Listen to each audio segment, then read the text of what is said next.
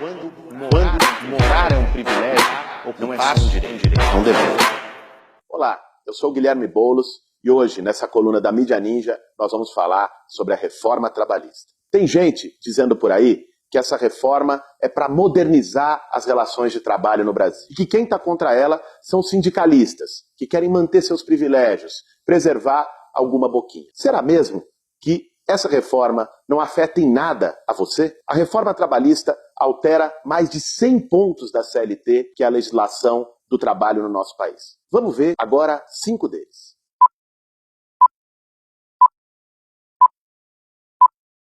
O primeiro ponto é o que eles chamam do negociado sobre o legislado.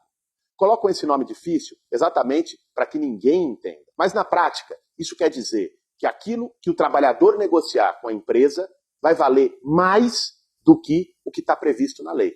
Por exemplo, temas como a jornada de trabalho, a redução de salários e o parcelamento das férias vão poder entrar nesse balcão de negócios. No caso da jornada de trabalho, hoje a jornada máxima é de 8 horas. Acima disso, tem que ser hora extra. Se isso for aprovado, a jornada vai poder chegar a 12 horas sem hora extra. Mas alguns poderiam questionar. Mas é um acordo. O trabalhador tem que concordar. Na vida real, a gente sabe que não é bem assim. Um acordo entre trabalhador e empresa se dá em condições muito desiguais. O patrão vai lá e impõe.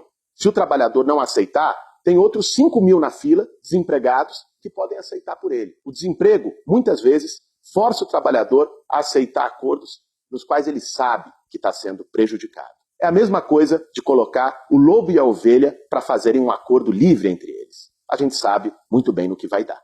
Outro ponto é o trabalho intermitente. Nome difícil, né?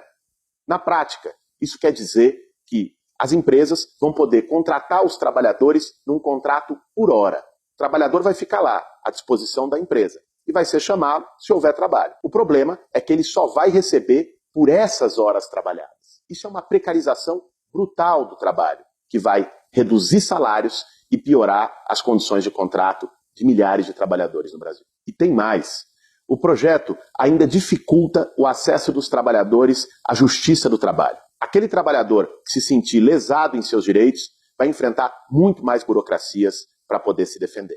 Por exemplo, hoje, o trabalhador que demonstrar não ter condições financeiras, ele tem acesso à justiça gratuita. O projeto da reforma muda isso e exige que mesmo os trabalhadores mais pobres paguem, por exemplo, pela perícia. Muitos não vão ter condições e o processo vai parar aí. Outra coisa é que eles pretendem facilitar a prescrição. Ou seja, se o patrão enrolar, o processo vai acabar e você não ganha nada no final. Termina tudo em pizza.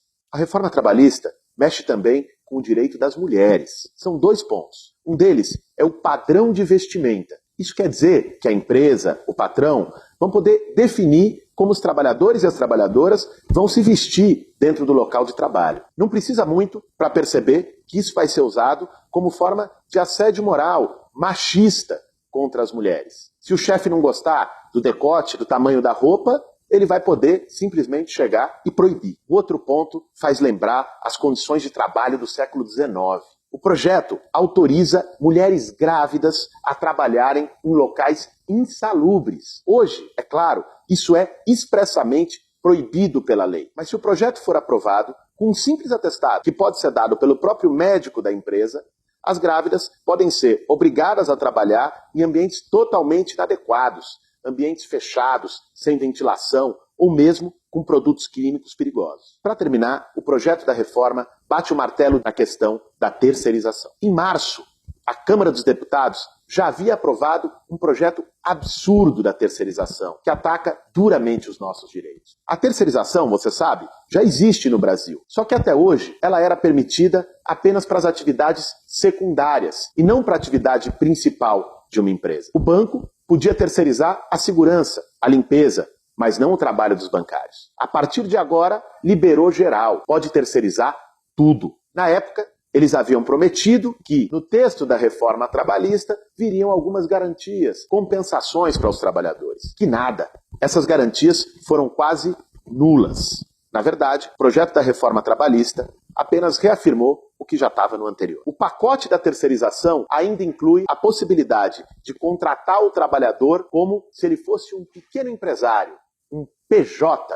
pessoa jurídica. O problema da contratação como PJ é que o microempresário não tem direito a férias, a 13º, a rescisão, as várias garantias que hoje a lei assegura para nós. O libera geral da terceirização é, na verdade, uma destruição geral dos direitos. Com tudo isso, a gente vê que não é uma reforma trabalhista, é um desmonte.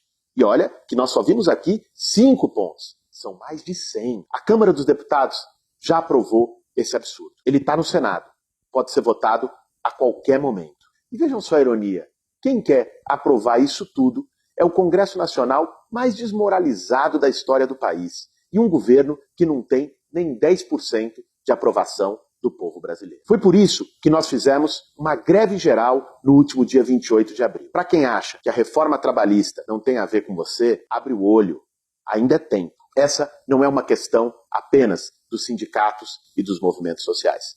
Tem a ver com todos nós. Vamos às ruas. Não deixe que tire o seu direito.